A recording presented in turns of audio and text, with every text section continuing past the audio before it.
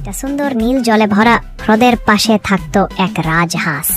তার পালক ছিল তুষারের মতো সাদা, আর চলাফেরায় ছিল রাজকীয় ভাব। সবাই তাকে রাজহাঁস বলে ডাকত।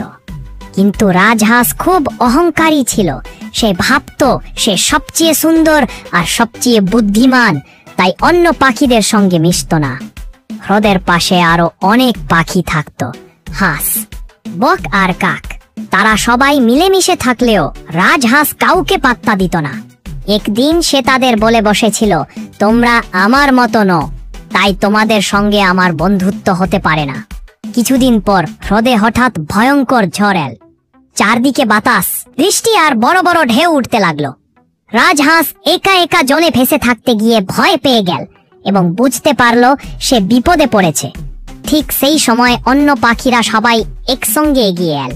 তারা রাজহাঁসকে ঘিরে ধরে সাহায্য করলো যাতে সে ডুবে না যায়। ঝড় থামার পর রাজহাঁস বুঝলো একা থাকলে কেউ বড় হয় না, সবাই মিলে থাকলেই আসল শক্তি।